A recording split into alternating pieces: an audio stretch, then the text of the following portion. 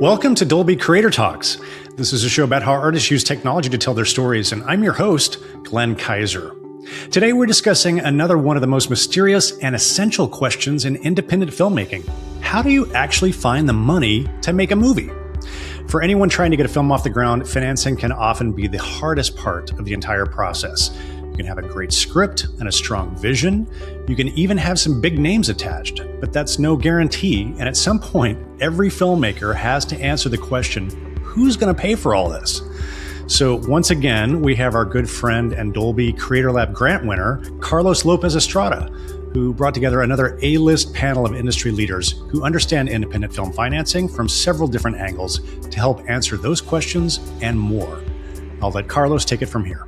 We all know that even having strong material and having great collaborators, the path to financing an independent film can feel very mysterious and honestly kind of just like impossible to access, especially for people who are just starting their filmmaking journeys.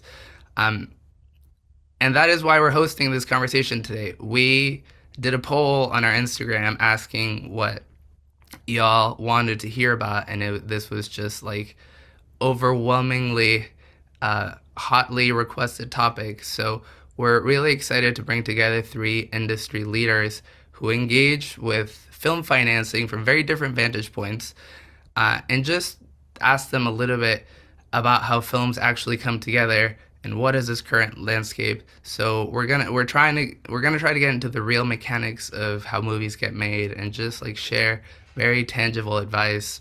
But let's please welcome these three incredible people who have agreed to share their time and their brains with us. We'll start with Marissa Frobes, who is an agent in the media finance department at the leading entertainment and sports agency, CAA, Creative Artists Agency, specializing in the packaging and sales of independently financed films. She supported the packaging or sale of many projects, including The Brutalist, The Testament of Ann Lee, Alpha Gang, Teenage Sex and Death, I Camp Miasma, and Rebuilding. And she represents filmmakers including Jane Schunbrunn, India Donaldson, Zia Anger, and Joel Alfonso Vargas, as well as many more. Thank you so much for joining us, Marissa. Straight from CAA. She's about to leak so many secrets. Next, we have Quintos Cathcart, who is an independent film financier who works to bring access to underrepresented filmmakers. Her credits include John Early's Maddie's Secret, Dee Dee by Sean Wang, and most recently, the musical, directed by Giselle Bonilla, headed to Sundance 2026. Congratulations, Chris. She's proud of her partnerships with Antigravity Academy. We are too, on their screenwriters camp for first-time filmmakers. It's made possible because of Chris, and we're so happy to call her a partner. And I lost track of what I was reading. A bunch of savages from their Savage 23 short narrative filmmaking competition for Filipino Americans. Thanks. Hi, Carlos. How are you? Nice to see you, Chris. This is a piece of trivia, but we're actually Zooming live from Chris's office in Los Angeles because we're editing a movie here. Thank you, Chris. And last but certainly not least, we have Riel Roch-Decter, who is a creative producer and a co-founder of Memory, a Los Angeles-based studio dedicated to artist-driven filmmaking that challenges the boundaries between fiction and non-fiction. Over the past decade, Memory has collaborated with filmmakers and artists, including Zia Anger, Amalia Ullman, Martine Sims, Celia Rosenhall, and Dean Fletcher Camp. Recently, Riel produced Earnhardt, a hit 4-part Amazon sports series about NASCAR legend Dale Earnhardt, alongside producers Ron Howard and Brian Grazer. Thank you so much for joining us from New York. Happy to be here. Well, thank you very much. And I mentioned this, but if you do have questions, please drop them in the Q&A. We'll try to get to as many of them as possible. So to start things off, whoever wants to go first, please feel free to go ahead, and then we'll sort of like go in the circle. But would you mind just giving us a quick summary of your job and how you are usually involved with projects when it comes to finding them financing.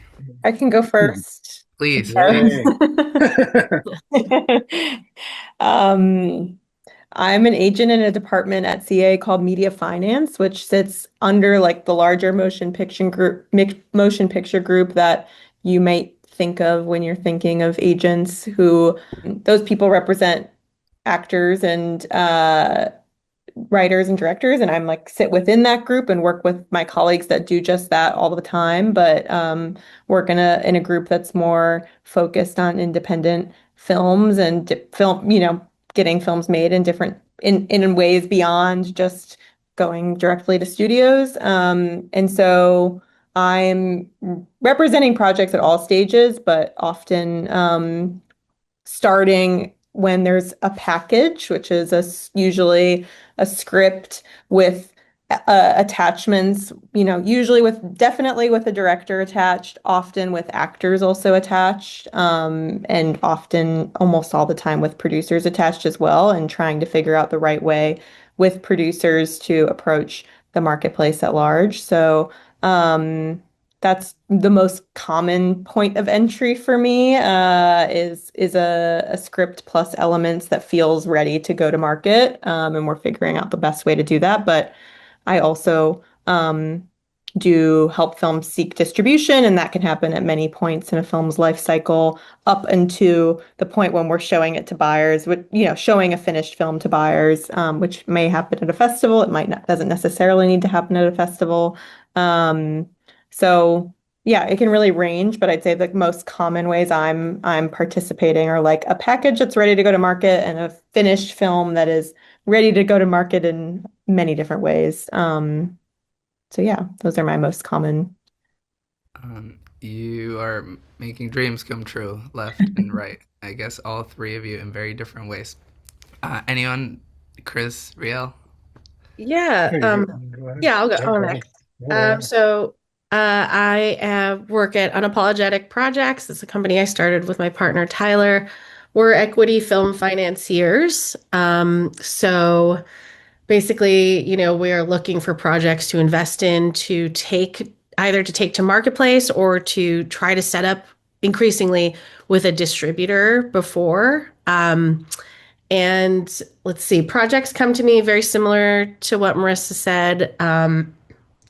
There it's a script and a director minimum. And then it'd be nice if it should also have like a very strong producing team and maybe some attachments, though that is less. We can help with that too. So that's how projects come to me, because our financing is for development. Is for production versus development. So yeah, that's how I see those projects. Also dream Yeah. maker. Um, I guess I'm at the beginning of the dream making or the beginning of the assembly line, which is I work with, typically directors or artists who come to me and our company to, yeah, they have a script, have if it's a documentary, have an idea, have some footage, whatever it might be, and they have a dream or a great idea and something that excites us, and then we figure out what the best way to take the project to the next level, how to elevate it, how to begin the packaging, I guess, of it. And that may involve reaching out to someone like Chris and saying, "Hey, we've got this great project, this great filmmaker. Um, we're thinking of this kind of cast, or we're thinking of this kind of production budget." And then alternatively, or at the same time, could go to someone like Marissa and say, "Hey, we got this great project. It's someone you're familiar with or not familiar with," and then work with Marissa and the team there to cast the project, and simultaneously find funders for that project. So Mm, I'm the step after the idea, I guess. amazing. And I see a question in the chat because I think we're very happy, very proud that our audience really comprises filmmakers of all levels, many people that are working in Hollywood, many people that are film students. And I see a question here asking what an attachment is. So I'll do my best, and if anyone wants to correct me, please feel free. But essentially, is anytime a package is called a script that has any other people that are attached to it. So whether it's a director that it says, here's this amazing script and it has this amazing director, or this amazing producer, or these two actors are attached to star in the role. So it's just a more completed version. It's beyond a script. It's already sort of like taking its steps into becoming a movie. Does that kind of cover it? Okay, amazing. This is more of a philosophical question. We'll get into the more practical ones, but just for our audience who I think it's really hard to get the amount of money that you need to make a movie, and making movies is very difficult because you need so much money to make it. Just curious, before we get into the nuts and bolts of it, like, do you have any thoughts on the cost of making movies, and whether sorry, this is like a big broad question that we could probably talk about for 4 hours, but I know that you have a great succinct answer for it. But whether we could be doing anything differently to make filmmaking more affordable, whether it's that or whether it's sort of like any exciting developments that you've discovered recently that you're like, oh, that's a cool potential new path that is not traditional and that could lead to somewhere exciting. I, I don't know if speaks necessarily to affordability, but I guess I'll say like I think there are some people who come in hot and sort of want like a first time feature director to come in with like a $10 million budget or something. And that feels like just as from my perspective, like I would never greenlight that. It's just a little like a little irresponsible. I mean, it feels like you're essentially handing over the reins of like a small company to someone. So it's kind of the idea of like starting with like a lemonade stand, but like you're not running Trader Joe's tomorrow like from the top down. You're starting like at the smallest. You're starting where you're at. I guess I just want to say that like short films are really really really important to what I do, and I think we would all agree on that. And to kind of be able to make that short film, I think we see them at a lot of different budgets, and there are even some that maybe are a little too glossy. So like I think make the film where you can. I don't know if that just to kick off the No, conversation. that's good. But Chris, just to echo what you're saying, as a financier, you are looking when packages from first time filmmakers come to you, like you're putting a lot of emphasis on sort of like the shorts or the previous work that comes attached with it, right? Yes. And the more shorts, honestly, the better. I think like, and if I can see the evolution of the artist through the short too, it's like, oh, clearly this was made for $0, but it still gets the vision across. It still has a message, like, and then you see another one and you're like, oh, maybe that they had like a little bit more money, and like got some money from somewhere, maybe even like a grant from like Dolby or let's say or whatever. Like it's like there's a tiering system that happens, and I think it's important. Like I see that, and I take the whole thing into account. I think that's very helpful to hear because sometimes I know that as someone who's starting, and it's hard enough to get one short film made, and then you have this sort of like big load on your shoulders of just like shit. Like who cares about shorts? And if it's not premiering at Sundance, then like what's even the point? And like I think it's very easy to get discouraged, but I it's amazing to hear you say that because I do feel like the aggregate effort that goes into making shorts, and even if they're done for very very cheaply, even if they're done on phones, like it definitely makes a difference when someone's like, here's a script and here are like 4 very different things that I've done. So it's good to hear that. Marissa, Riel? Yeah, I mean, I was just going to say to your initial question, I think things have never been more expensive. Inflation, et cetera, like budgets are getting higher and higher, even for like what would have been a $3 to $5 million movie 5, 6 years ago is now creeping up to like 10, 12, 15. So like that's real. But then on the flip side, and I think to what Chris is saying, things have never been cheaper in terms of like the quality level one can get from even your phone. Like ideas are cheap, it's really about going out there and doing it. And I think we came up in a time, or certainly I came up in a time where, yeah, there was this sort of roadmap of like make a short film, like you said, Carlos, like play Sundance, and then you work on you, then you get to your feature. Or people just wrote a great script that never directed anything before, and suddenly they get $20 million to go make a movie. Like, I don't think that is like tenable anymore. I think you really need to have like as many at bats as possible. And I think it's like fail fast. Like make something with your friends on your phone, see how that goes, learn from that, then like try and make something a little bit bigger, and find community in those efforts, And I think that's the way to kind of hack it a little bit. And then yeah, I mean the technology is insane. I mean, I don't want to drop the AI right at the beginning of the conversation, but Oh, this is about to you know, get so real so quickly. it's a I, I'm meeting filmmakers that are implementing it into their craft and creating incredible things that would have been, in $100 million movie like 5, 10 years ago. So again, like there's a lot of conversation needs to happen around that, but certainly the tools, even in VFX and in just camera and gear, like you can do so much and create such incredible looks for way less than you used to. So, I, and well, again, yeah, I think a lot of at bats, like just practice, I think fail fast. there's so much to what you say that you just said that is so important. Um, the thing that really resonated with me was the community aspect of it because I feel like I was in film school not that long ago, but even when I was in film school, it was still sort of like the beginning of social media and like film school was one of the very few ways that you could create a community, like a film Hmm. community. And then, Hmm. you would go out of film school with this like group of peers that you could all be at the same level, helping each other out. And obviously, incredibly like inaccessible method because a lot of people can't afford to go to film school.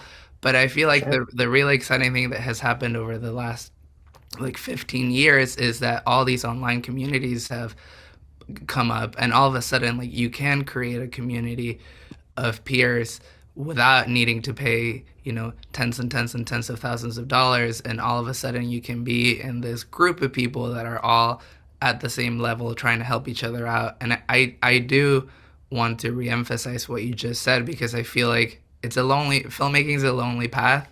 And I feel like if you can do it with one, if you can do it with two, if you can do it with 50 people, all of a sudden, like the the weight becomes a little lesser because all of a sudden you like have people who will help you, and then you help them, and then when they get a good job, they'll lift you up with them. And I think it's pretty magical to see how a lot of people have just come up by gripping in other people's shorts and Yeah. becoming a boom operator, and then the next one, like that's something that's happening now. So anyway, I just wanted to emphasize that because I think it really resonated with me. And sorry, Marissa, I'll bring it back to you. My brain went to like a totally different part of the topic, I guess, That's when you great. That's great. um like how can we make movies, or what do we do with the rising costs of making films? Or I don't know, I kind of went to thinking about how I wish there was better public arts funding in the US, and Oh I've my seen a lot God, of yeah. people chatting about the grants. We're a huge country and we should have better public arts funding. But then I'm also thinking about like there are other countries that do have better public arts funding, and there is maybe more than ever more kind of global connectivity amongst producers and trying to find creative ways to make films at what the scale they should be made for in creative ways. So I think, probably even 20 years ago, it wasn't as common for an American producer to go make a movie that's set in America and Hungary, but like that's happening more and more today. And I think, I mean, I am. supportive of those creative solutions if it helps kind of get art made at the level that it should be made at or with the resources it should be made at. But yeah, I also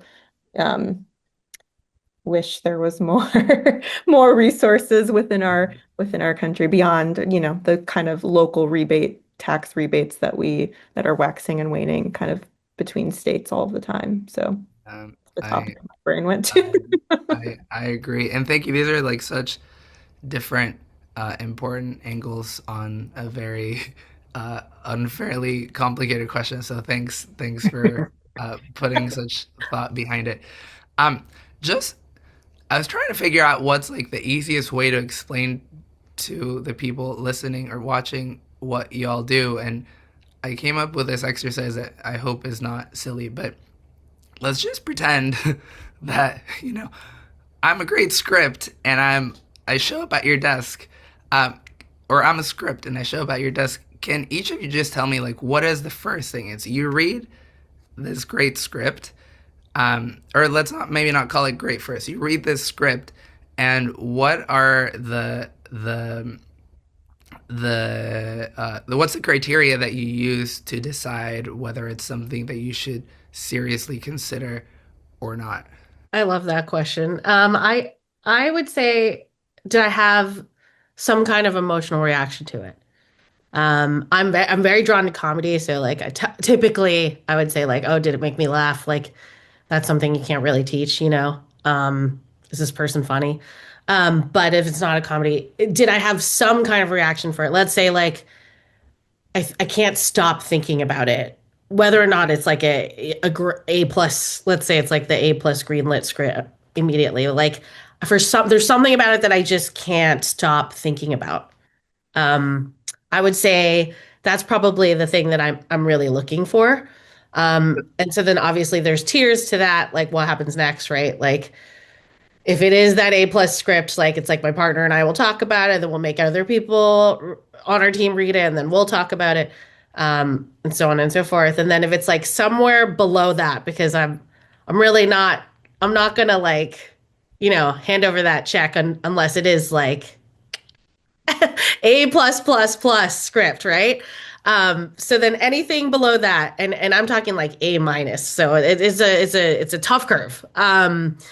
I will meet with you probably, talk about how close it was, and then maybe even point you in the direction of someone like Riel who like does development. You know what I mean? Like it's like so I'll think about somebody, a producer that I know in my network who might be drawn to the material in it and the thing that I couldn't stop thinking about, and like just sort of pitch it to them and see.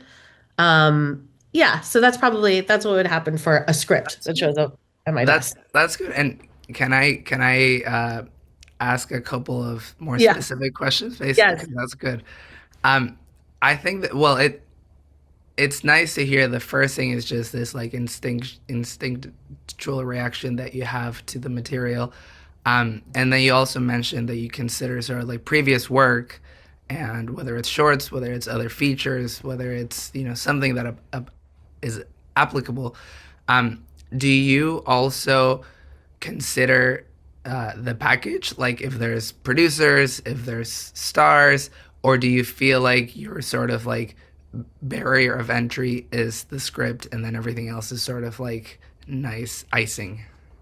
Yeah, I'm more the latter. I'm more it's got to really be on the page for me. I think probably because I'm also a writer, and like I just feel like if it's not there, I can't. I have a harder time to connect with it. And then the attachment, like the nice package and everything, to me, I think it is really. I mean, I think we've all seen a lot of movies that sort of fail at writing, you know, and it's like that to me is like the foundation. So it's like it could be the most gifted actor, okay, so maybe if it's the guys from Heated Rivalry, I'll greenlight it. But like, I was just trying to think about like the hottest people right now, you know, like what?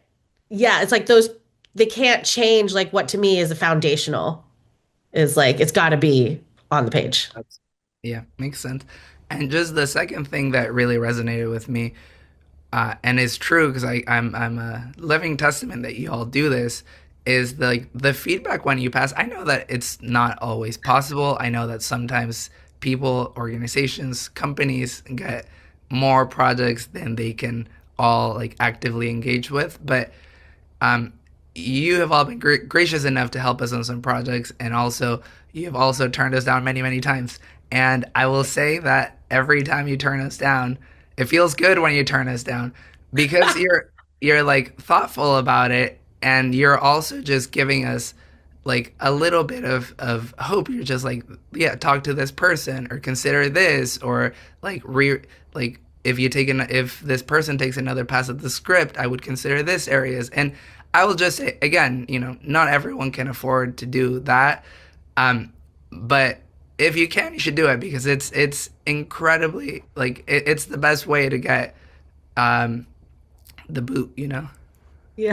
So I thank do you. think it's important from like where we stand to like help with the pipeline. So it's like, I mean, no is no. And sometimes there are some creatives who are like, oh, but if I make all these changes, then like, can I come back and blah, blah, blah. It's like, maybe, I don't know. But it's like, but I do think it's important for us to like give like, not every time because we just can't like to give substantial notes because it's like, how else does this keep going, you Yeah, know? yeah.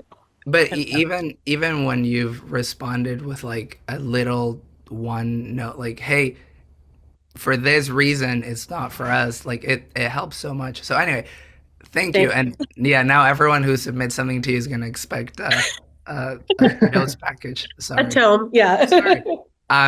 Riel, Marissa, do either of you want to take on the I'm a script sitting on your desk Yeah, challenge? you go. I mean, yeah, my answer is similar, but I mean, obviously, I hope to be working on things that I fall in love with and completely believe in, and often that is the case. But I do work in a company where I'm often also trying to collaborate with my colleagues, and we work.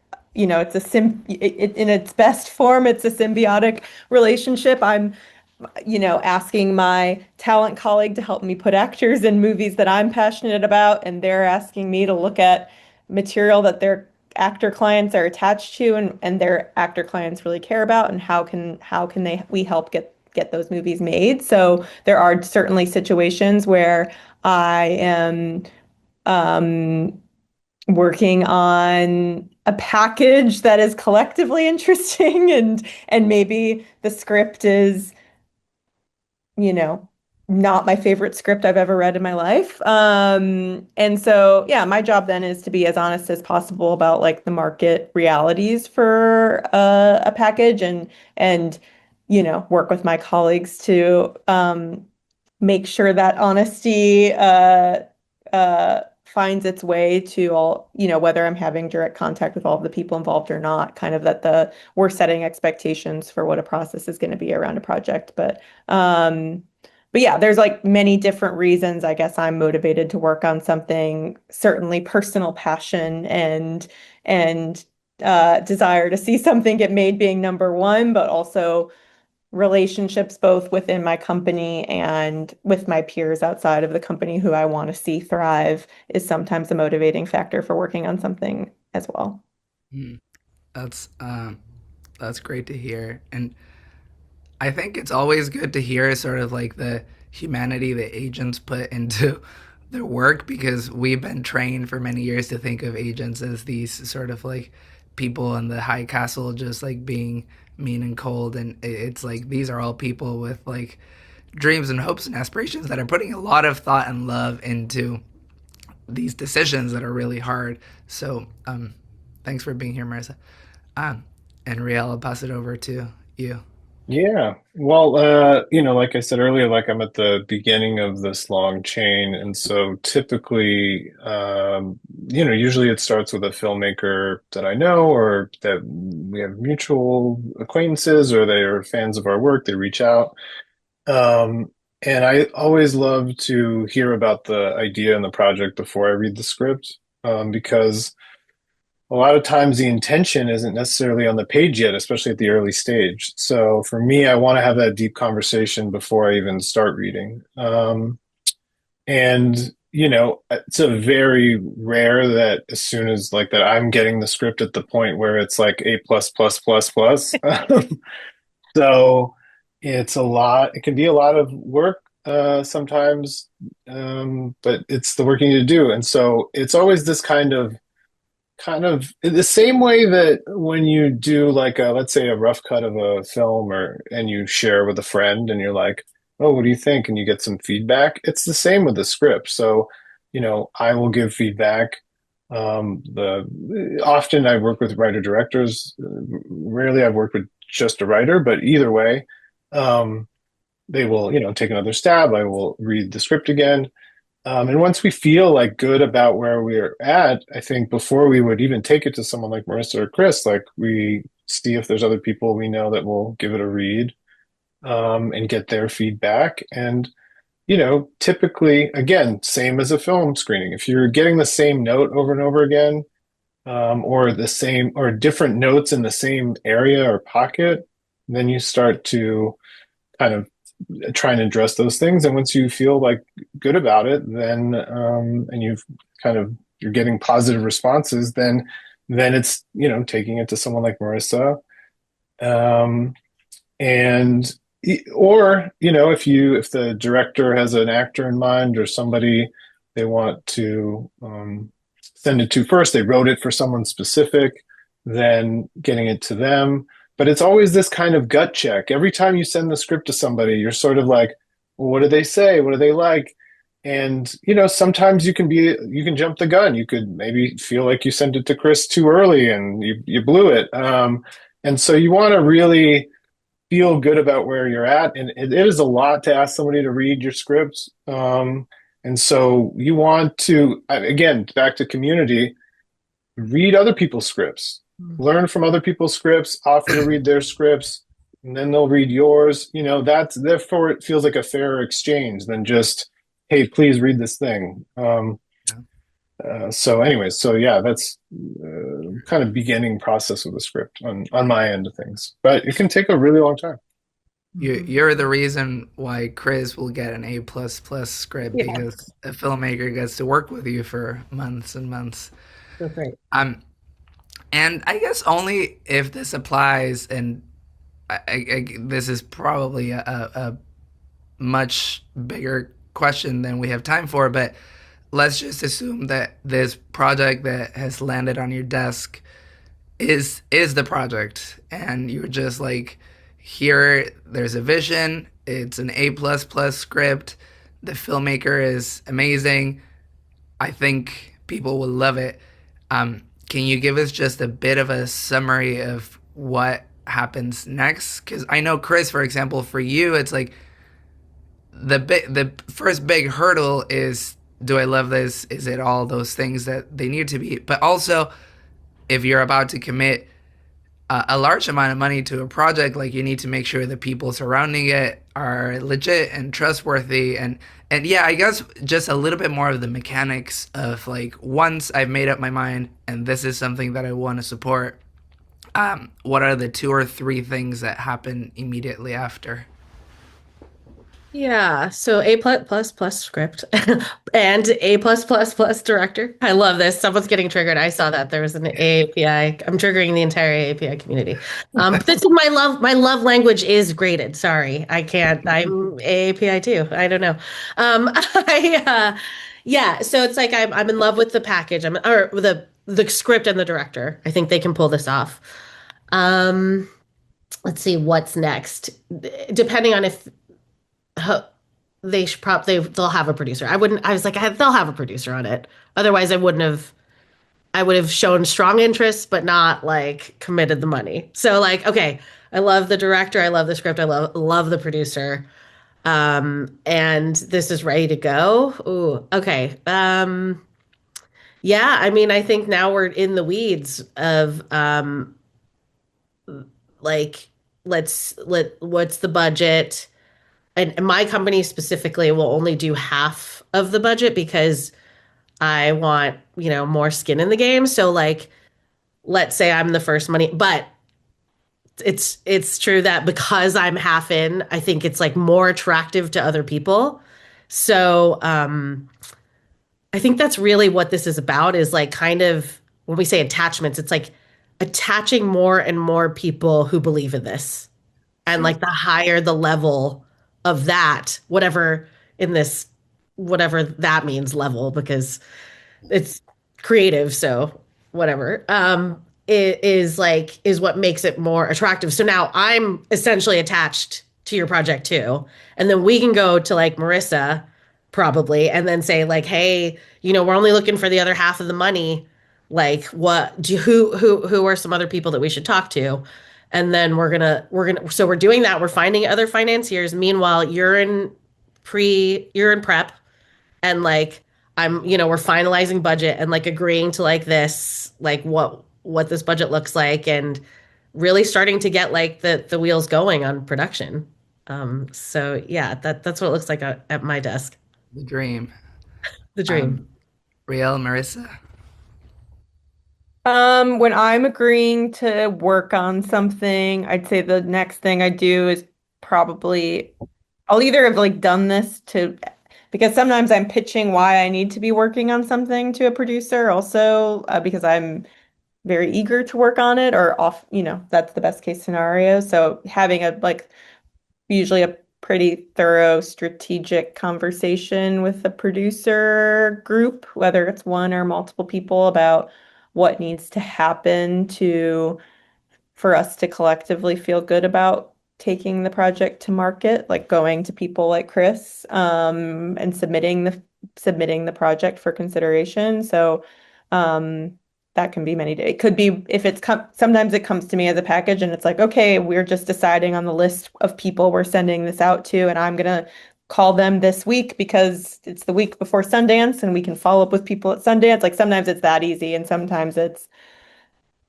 okay, the director's doing a polish on the script, and then we're going to go out to actors because we think we need actors to give financiers confidence in this package, and I'm going to get my talent colleague to read this while the director's working on their polish, and we're going to start brainstorming the lists of actors we might want to go out to. So those are probably the most like common scenarios for when I'm like gunning to, yeah, just the strategy behind what make something feel ready to go to market.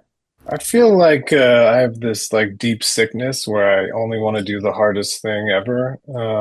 So yeah, usually I've agreed to do something that's impossible, and I have to figure out how to do that. I guess from a producer standpoint, in order to feel good about taking it to someone like Chris or even to Marissa, I want to figure out generally what the parameters of the budget are. Now, I'm not, could do like just a pass on the budget based on the current script, but not something that's so dialed in because some things may change and that kind of thing. But yeah, getting an idea of where I think this lives budget wise. And then, every script is different, every story is different. So maybe it's an ensemble, maybe it's a female lead who's young, and that creates some challenges. Or it's an older gentleman, whatever it might be. Every script has a different kind of parameters around it that you need to kind of problem solve. But I do think like more and more we might engage. Well, again, if the director has relationships, often they don't because I'm working with a lot of first-time filmmakers. But if they do, then again, maybe they wrote the part for somebody, they have a friend that wants to play in one of the roles, and that helps kind of build the cast. The other alternative is to work with a casting director to help in the beginning to start casting before you even have any money, like funding. They could be helpful in getting the project in front of some actors to gauge their interest. And if you're lucky, actor really loves the project, you could be in a situation where they want to attach themselves, even though to the project, and say, "Hey, I want to work on this.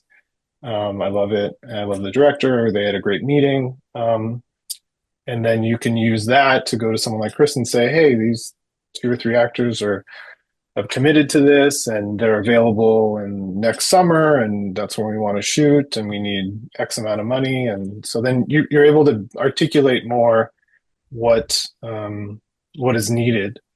And I will say, like, I don't know if it's a trick of the trade, but like no movie wants to get made.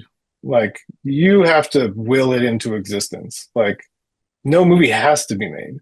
And so you have to kind of decide like, oh, we're going next summer, or like we're going in May.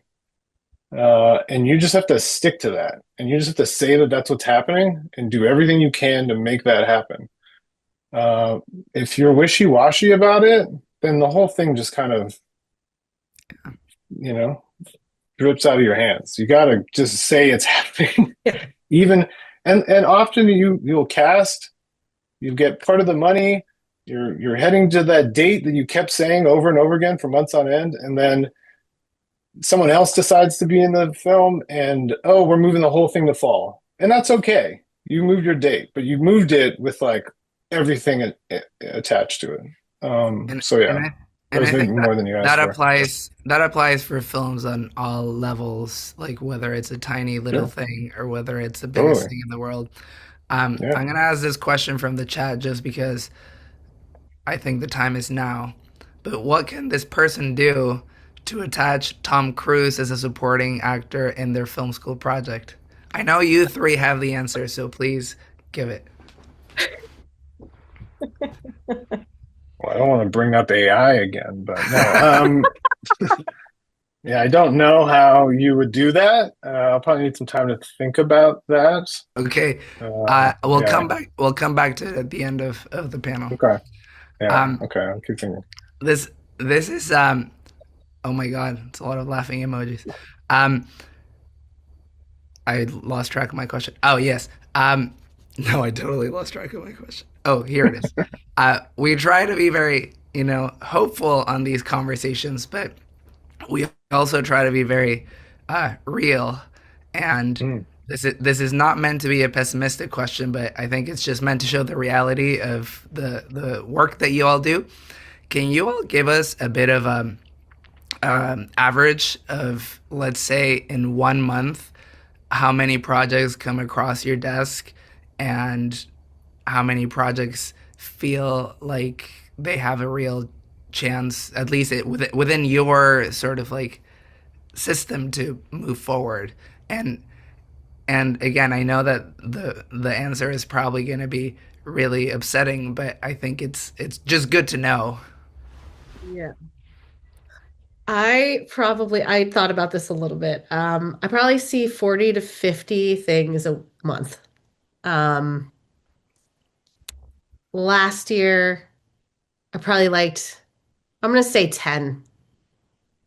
10 10. of the 40? Yeah. Oh my By the 40 god. time months, so it, it's like well, 400. Yeah, it's not all. 40 to 50, I don't read all 40 to 50, right? They have No. to but for me, I mean, 10 is conservative. Maybe it's closer to like 7. But yeah, it's pretty hard. And Chris, I don't know if this is like privileged information. Feel free to say pass. Yeah. But like in a given year, do you have a sense of how many projects you sort of like support? I know that that's I, it, we it. want we started out by saying we're gonna do 4 films a year. Yeah, And we haven't maybe last year we did that for the first time. Yeah. Yeah. amazing. That's a lot more than most people. That's amazing, and props to y'all. Um, Marissa, Riel, do you want to answer the sad question? Yeah. Well, obviously, if you're a financier, you're gonna get a lot of scripts. Um, I think as a producer, I get I mean, honestly, I get like kind of like cold emails in my inbox like every day, like a really long email about some script, and you know, there's only so much time in the day. And unless there's something in there that like grabs me immediately, like for the most part, I have to move on. It really has to come from someone, not to say like on the inside, but it has to come from someone who like, because I get a lot of those emails, and it doesn't seem like they really know the work that I do. I think they just like get a list and then just blast it out. But God. when I get that email where someone's like, I'm a fan, or I watch these films you've made, and I really feel like you're gonna like what I have to like, that's when I connect.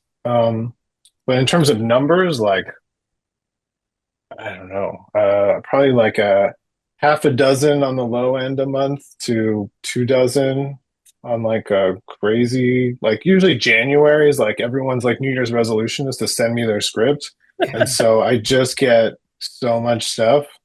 Uh, but yeah, I mean, again, I think I'm like, people know to come to me with like, again, the hardest thing or the weirdest thing.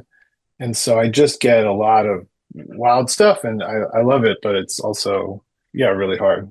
No one's calling me and being like, hey, it's all packaged. I got a great cast. It's fully funded. We just need you to show up and get paid lots of money. Like that doesn't happen.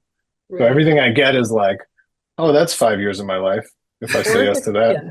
Or know? if it does, it's like a project you're like, I don't think so. Right? Yeah. Yeah. Marissa, how about yourself? What's the average ratio? I'm probably closer to Chris with the incoming. Like I'd say I'm getting like 10 scripts that through friends or colleagues a week at least. I'm definitely getting the spam emails as well, which I'm not paying, unfortunately, I'm not really able to mine because of time. And then, yeah, I mean, I probably, of the 10 I'm getting through friends and colleagues, I'm working on at most a third of them. And then, of the movies I'm working on, I probably get like between 10 to 20% made. Like for every film I take to market at some, and this is a package, I guess, like if a film gets made, we can usually find a distribution solution for it. But for every like script I take to market, yeah, maybe like 10 to 20% actually get made. There's a lot of stuff that we test the market with and doesn't ultimately land. And I also want to add, like, even if I say yes, it doesn't mean it's happening. Like, it's like, so of those 10 that I'm like, yeah, we're definitely making this. I made one or two. It's like, Mhm. yeah, it's a long road, a hopeful road though, right, Carlos? Yes. And now please, yeah. please. No, Well, please. I'm just going to say one thing that always pops into my head. Like every movie is a small miracle or a big miracle. Like literally every single one of them. Like there's not like some tried and true roadmap where like any movie gets put together the same way. Like every movie gets put together in a completely different way. So when people ask me like, how did this get made? It's not like, oh, just do XYZ. It's every project is totally different animal. And when it does come together, it's a miracle. And someone's like, do that again. I'm like, I have no idea how. Yeah. So I don't know, that just like a grand kind of like macro on all of this is like they're all miracles. Yeah. Even the tiny ones you make with your phone with your friends, like that you pulled it off as a beginning to an end, as like opening credits, and like you watch and there's a story, like that's a little miracle.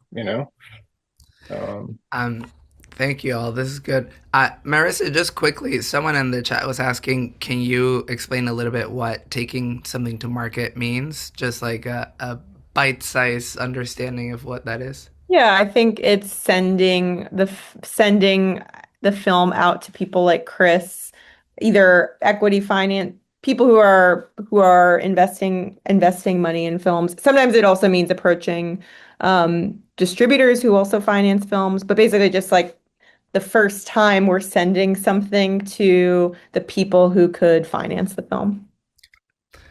So the people who are in the market for great ideas and great packages and movies to hopefully push forward.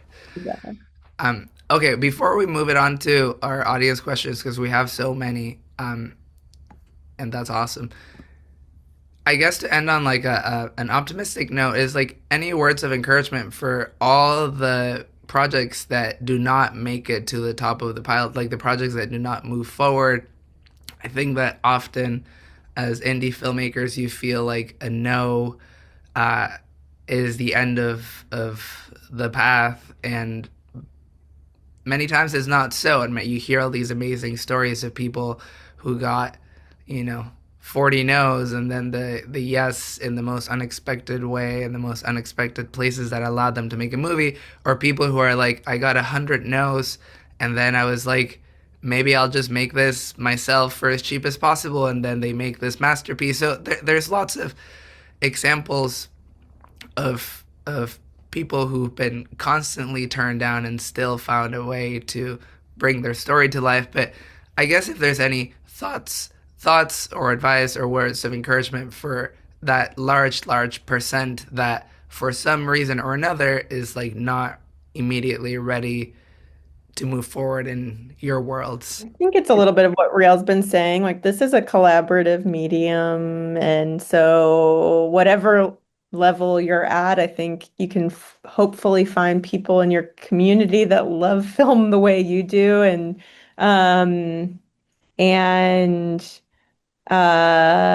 you know, the connections you make along the way are hopefully as enriching as the product, you know, the film that you're making as well. So I think just like leaning into community and collaboration and feeling enriched by that while you're getting, you know, no's together is going to make it bearable, I think. And I don't know, I think like I'm in this business because I still love movies, and I also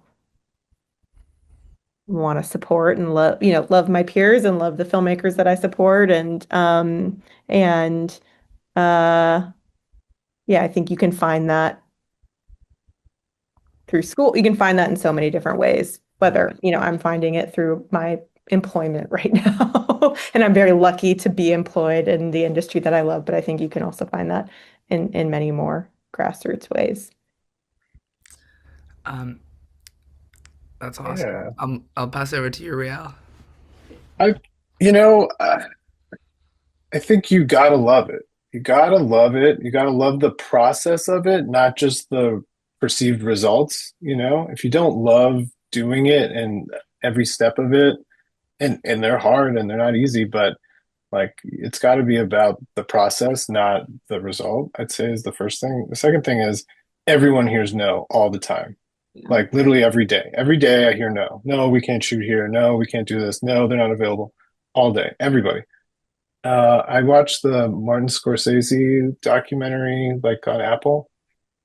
And I was a nice reminder of like even Martin Scorsese, after Raging Bull, after making some of the greatest American masterpieces, he's still at the studio and they're like, no, we're not going to finance that. Or, oh, actually, we don't like the end. Why don't you let Leonardo DiCaprio live at the end of Departed? Like him, great master, has to argue with studio exec about the ending of his film. So if one of the greats is still fighting, still hearing no, then you're not special. We're all hearing no. So like we're all in this together. So you just got to keep being persistent and find your path and your people. I was going to say something very similar. You really got to love it. Like that's because you're going to hear a lot of no. And I kind of think this is a creative field. You're creative people. When you hear no, you better freaking pivot. Like, like come up with something else. Like, you know what I mean? Like your creativity is not just for the page. It's for all aspects, like every single part. Okay, this person said no. Is there another person who's just like them who might be looking for this? Like you can't just, you can't just use your creative mind for filmmaking. It has to be for all aspects of it. Like, is there a scene where like some rich dentist might be interested in funding it? I don't know. Like, just like get creative. You are creative. So you have to take that the whole way around. Another huge thank you to everybody on today's panel for such a generous and practical conversation about how independent films actually get financed. Thank you, Carlos, once again for bringing it all together. This episode is part of our ongoing collaboration with Antigravity Academy, and these satellite sessions are free, regular conversations with high-level individuals in film and TV designed to make resources and information available to as many up-and-coming filmmakers as possible. So if that sounds like something you're interested in, be sure you're subscribed to Dolby Creator Talks. You can find links to our show on all the major podcasting platforms, including the video version on YouTube, in our show notes. Or you can simply search for Dolby wherever you get your podcasts. If you're curious to know more about what we do at Dolby Creator Lab, head on over to dolbycreatorlab.com. There you can find information about all of our programs, you can subscribe to our mailing list, and access the entire library of episodes of this podcast, including all the other satellite sessions with Carlos that we've already released. These special panel discussions are brought to you in partnership with Antigravity Academy and CAPE, the Coalition of Asian Pacifics in Entertainment. If you'd like to learn more about those organizations, you can find information in our show notes as always. Until next time, this is Dolby Creator Talks. I'm your host, Glenn Kaiser. Our producer and editor is Michael Coleman. Our executive producers are Amanda Schneider and Jack Ferry, with additional editing by Matt Nixon. And our production coordinator is Karen Kahn. Thanks for joining us.